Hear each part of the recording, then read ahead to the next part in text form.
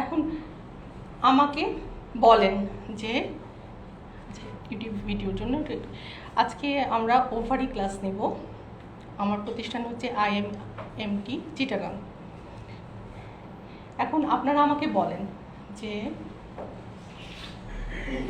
কতটুকু আপনারা জানেন ফিমেল রিপ্রোডাক্টিভ অর্গানস নন প্রেগনেন্ট ওমেনের, এটা যে আপনারা আল্ট্রাসাউন্ড শিখতে আসছেন, এটার মধ্যে কতটুকু আপনাদের ধারণা আছে? টু বি মোর স্পেসিফিক, আমরা ওভারি পড়বো। এখানে তো কোন কোন জিনিসটা আমরা দেখি, আল্ট্রাসাউন্ডে কোন কোন জিনিস দেখি? সরি, একটু লাউডলি প্লিজ। ওভারি। হ্যাঁ, আমার প্রশ্নটা হচ্ছে আমরা কোন কোন ফিমেল জেনিটালিয়ার কোন কোন অর্গান দেখি, এটা হচ্ছে আমার।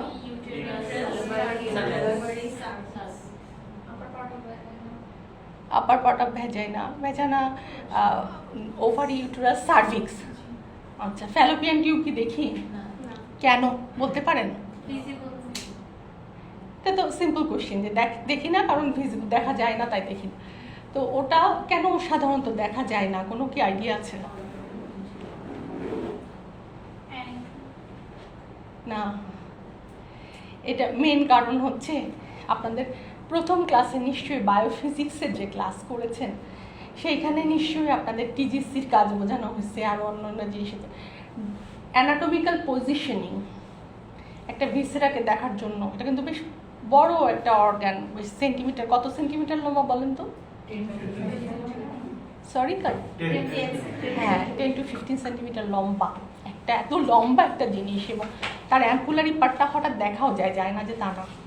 তো তা সত্ত্বেও এটা যে অ্যানাটমিক্যাল যে পজিশনিং, ন্যারো একটা জিনিস, টিউবুলার স্ট্রাকচার এটা একটা জিনিস, কিন্তু এটা অ্যানাটমিক্যাল পজিশনিংটা একটা কারণ যে আলট্রাতে এটা অত ভালোভাবে দেখি না। হোয়ারাজ আমরা গার্ড কোনোদিনও আলট্রাসাউন্ডে সেইভাবে মাস না থাকলে রিপোর্ট করি না, বাট স্টিল গার্ড কিন্তু আমরা ওই মাস হলে কিন্তু দেখতে পাই, বা এমনি দেখতে পাই, ডুওডেনামটা এসে দেখা যাচ্ছে, কিন্তু আমরা রিপোর্টিং করি না কারণ ওখানে পেরিস্টালটিক মুভমেন্ট হয়।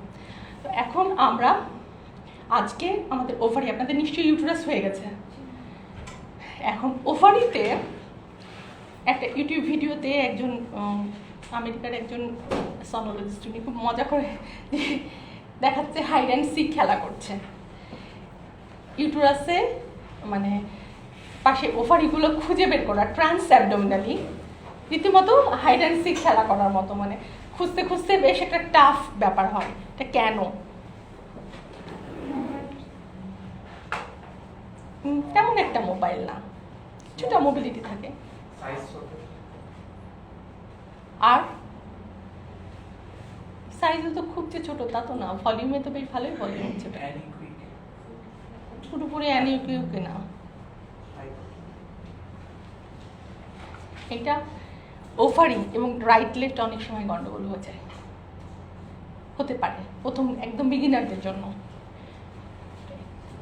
তো কারণটা সাইজের কথা বলা হয়েছে, শেপের কথা বলা হয়েছে, বেসিক্যালি অ্যানাটমিক্যাল পজিশন। আমি যদি ছবি আঁকি তাহলে আমাকে মার্কার দেওয়া হয়েছে না, কেউ যদি কিছু না মনে করেন, একটা মার্কার ও ড্রয়ারে আছে না, এই তো হয় কি একে বোঝানো যায়, একটু ফান করেও বোঝানো যায়। হ্যাঁ, এই ধরেন আমি একটা ইউটেরাস পুরোটাই, এই ধরেন দুটো ফ্যালোপিয়ান টিউব, আমার হাতে দুটো ওভারি আছে, তাই না? আমার আঙ্গুলগুলো ধরেন ফ্যালোপিয়ান।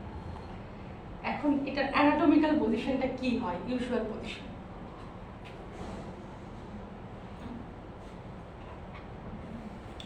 এটা কি একদম মানে থাম রুল যে এরকমই থাকতে হবে? কেমন ভাবে থাকে? সাধারণত সামনে কখনোই আসে না, অলওয়েজ এরকম থাকতে পারে, এরকম থাকতে পারে, এরকম থাকতে পারে, এরকম থাকতে পারে, এরকম থাকতে পারে, এরকম থাকতে পারে, এরকম থাকতে পারে, ঠিক আছে? মানে এমন কাছাকাছি, যার পজিশনটা অনেক নিচে উপরে, এবং ইউটেরাসের পজিশনগুলো আমি জানি না আপনাদেরকে কতটুকু বলা হয়েছে। আমরা তো সাধারণত রেট্রোভার্টেড, অ্যান্টিভার্টেড, অ্যান্টিফ্লেক্স, রেট্রোফ্লেক্স এগুলো কথা ইউজ করি। অ্যাকিউট ফ্লেকশন থাকে অনেক সময়, ডেক্সট্রোভার্টেডও থাকে, ডেক্সট্রোফ্লেক্সও থাকে, এটাও নর্মাল। লিভোফ্লেক্স থাকে, লিভোফ্লেকশন, লিভো অ্যাকিউট অ্যাঙ্গেলটা অনেক বেশি থাকে। আবার হচ্ছে ফুল ব্লাডার, কারণ ব্লাডারটা হচ্ছে উইন্ডো এখানে হিসাবে কাজ করে। অনেক জিনিসই উইন্ডো বলি আমরা বায়োফিজিক্সের টার্ম, এগুলো যে ওই জিনিসটার ভেতর দিয়ে ওই ভিসেরাটা দেখা যায়। তো ব্লাডারের ফুলফিলমেন্টটা প্রেগনেন্সি প্রোফাইল যখন আমরা করি তখন ব্লাডারটা কোথায় কীরকম ফুলফিল থাকে এটা আপনাদের আইডিয়া আছে কি? আপনারা তো বোধহয় করে এসছেন অলরেডি। না, pregnancy profile first trimester, second হয় নাই। আপনাদের কি কি হয়েছে? Liver, kidney, gall bladder, uterus, ovary হয়ে গেছে? আচ্ছা, তাহলে যেটা বলছিলাম যে উইন্ডোটা বলছিলাম, হ্যাঁ, ফুলফিল প্রেগনেন্সির সময় জানবেন যে ব্লাডার কোথায় কতটুকু ফুলফিল। এটা বেশ ভালো একটা পরিমাণ পেশেন্টের চাপ লাগবে। ইভেন আপনি যদি ফার্স্ট ট্রাইমাস্টার প্রেগনেন্সি মিস করতে পারেন, মিসড অ্যাবর্শন মিস করতে পারেন, যদি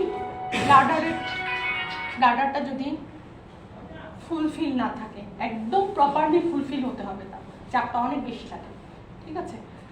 তো দেখতেই পাবেন না, আপনি মনে হচ্ছে যে তার রেক্টেঙ্গুলার ব্লাডার যথেষ্টই চাপ আছে, কিন্তু মানে যদি আপনার কাছে মনে হয় আপনি খুঁজে পাচ্ছেন না, তো টিল্টিং করবেন, প্রবিংয়ের টেকনিক তো আছে, সাথে ব্লাডারটাকে আরও ফিল করতে বলেন, তারপরে তো এখন আমরা যেটা এই পজিশনিংটা দেখলাম, এই ছবির তাৎপর্য আমরা কিছুটা, এখানে কি আছে, ইউটেরাস, ফ্যালোপিয়ান টিউব, এর পাশে ovary internal os, external os, vagina, এই তো।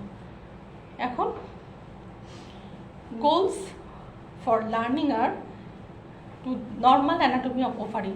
আপনারা সিআরটা কোর্সে একটা ওভারঅল প্যাথোলজি সম্পর্কে জানবেন, কিন্তু বেসিক্যালি নর্মালটাই আপনাদেরকে খুব ভালো করে শিখতে হবে। যখন আপনারা নর্মালটা খুবই ভালো জেনে যাবেন, নর্মালটা সম্পর্কে যখন আপনাদের থিওরি এবং মানে থিওরিটিক্যালি প্যাথোলজিগুলো জানবেন, কারণ ইমেজতে দেখা, গুগল করেন, যে ইউটিউব দেখেন, এটা আপনারা দেখতে দেখতে চোখে আপনাদের আস্তে আস্তে অ্যাকাস্টমড হবেন আপনারা, কিন্তু নর্মাল জিনিসটাকে খুব ভালো করে যখন জেনে যাবেন, বুঝে যাবেন, তখন অ্যাবনর্মাল জিনিসটা ডিটেক্ট করার চান্স হবে।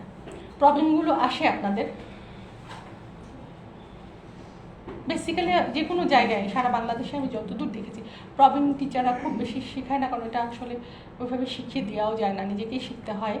কিছুটা গাইডলাইন দিতে পারি মাত্র আমরা। তো প্রবলেম করে করে করে করে আপনারা এটা কম্পিটেন্সিটা ডেভেলপ করবেন। তো থিওরি জিনিসগুলো আমরা জানি। নর্মাল অ্যানাটমি ওভারি হচ্ছে একটা মানে মিক্সড জিনিস, কারণ ওর মধ্যে সিস্টিক স্ট্রাকচার আছে, তাই না?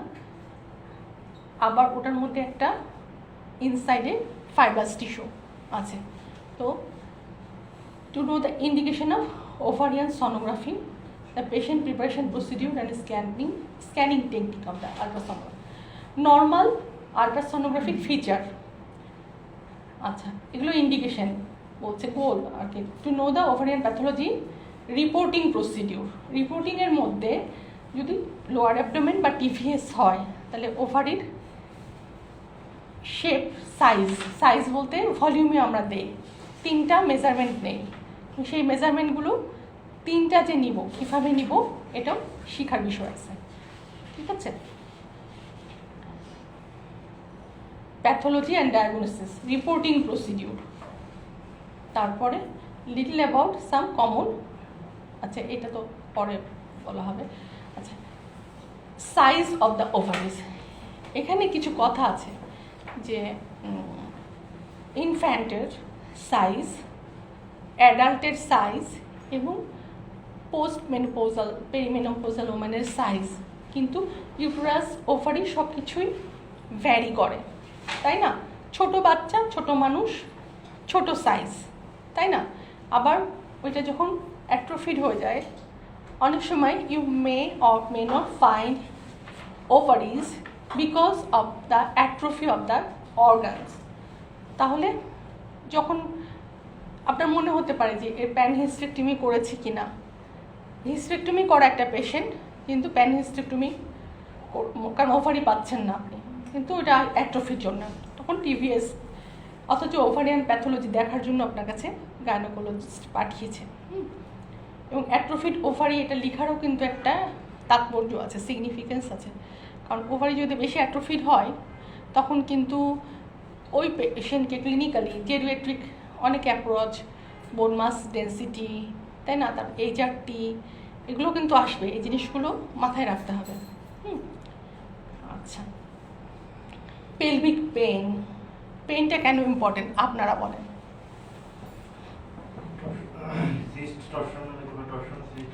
হ্যাঁ, গুড। আর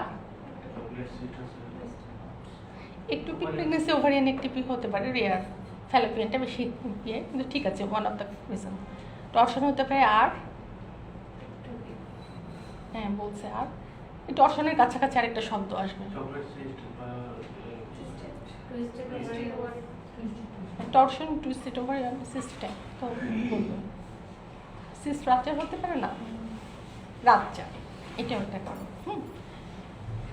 পেলভিক মাস, বড় একটা মাস, এটা তো হতেই পারে, সিস্টগুলো বড় হয়, serous cyst adenoma, cyst adenocarcinoma, তারপরে mucinous cyst adenoma, cyst adenocarcinoma, অনেক বড় বড় হয়, সেপ্টেডেড হয়, আমরা দেখব, ইমেজগুলো দেখব।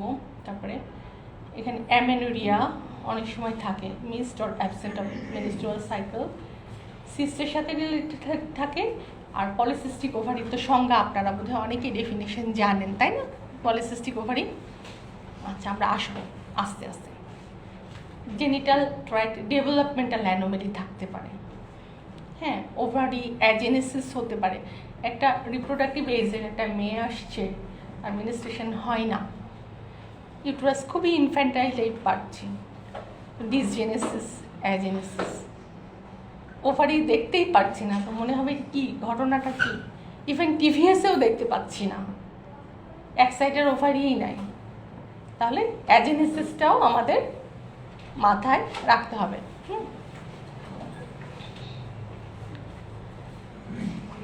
হিস্টেরোস্যালপিঙ্গোগ্রাফি মে অলসো বি নিডেড। এখানে আমরা কিন্তু হিস্টেরোস্যালপিঙ্গোগ্রাফিটা, এই টেস্টের নাম শুনেছেন তো আপনারা বোধহয়, না? এটা কি টেস্ট বলেন দেখি? হ্যাঁ, কিভাবে করা হয় টেস্টটা? ডাই ইউজ করা হয় পারভাইজানালি, আর ডাই দেওয়ার আগে একটা এক্সরে নেওয়া হয়, তারপরে করে দেখা হয় যে টাইমিংটা এবং ডাই যে যাচ্ছে ফেলোপিয়ান টিউব দুইটাই ফাংশনাল হচ্ছে কিনা সেটা দেখা হয়। আমরা কিন্তু এটা সনোলজি দিয়েও করতে পারি, সেম জিনিসটা কম্বাইন করে আমরা টিভিএস এর সাথে, ওখানে হিস্টোরোফোর দিয়ে ডাইটা ঢোকানো হয়, তো ওখানে চিকন ক্যাথেটার দিয়ে, এটা লেস পেইনফুল, মানে স্যালাইন সোনোগ্রাফি বলি আমরা, স্যালাইন দেওয়া যায়, ফোম দেওয়া যায়, বা ডাইটা দিয়েও করা যায়। সাধারণত সনোলজিতে যদি আমরা করি, সনোহিস্টোরোস্যালপিঙ্গোগ্রাফি বলি বা টিভিএস গাইডেড টিউবাল প্যাটেন্সি টেস্ট বলি, তখন আমরা হচ্ছে ওটা বেশিরভাগ ক্ষেত্রে স্যালাইন বা ফোম ইউজ করি। তো আপনারা যে কোনো টেস্টের সেন্সিটিভিটি, স্পেসিফিসিটি, এই জিনিসগুলো সম্পর্কে একটু আইডিয়া আছে কি? আছে না? শুরুতে আপনাদের পড়ানো হয়েছে এগুলো? উনি তো বলছে এই ক্লাসে পড়ানো হয়েছে, পার্সোনালি আছে, যে আমি ওগুলোতে যাচ্ছি না, যেহেতু আমি একটু রিপ্রোডাক্টিভ। আচ্ছা, ইউরিনারি অর ব্লাডার সিমটম, এটা কীরকম হতে পারে ব্লাডার সিমটম?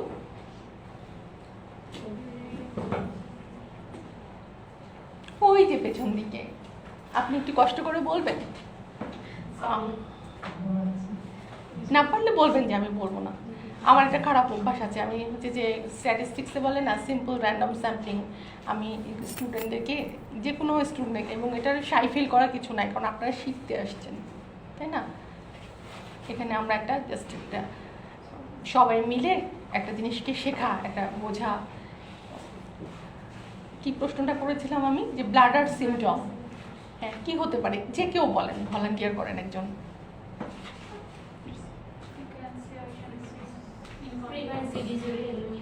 আমি শুনতে পাইনি, কাইন্ডলি আরেকবার। এগুলো তো ব্লাডার সিমটম আমি বুঝলাম, কিন্তু কোরিলেশন করবেন কি করে যে ওভারির সাথে, ওভারিয়ান প্যাথোলজির সাথে ব্লাডার সিমটম, এই কোরিলেশনটা আমি চাচ্ছি। হ্যাঁ, ওভারিয়ান প্যাথোলজির সাথে, হ্যাঁ ব্লাডার সিমটম আমি এই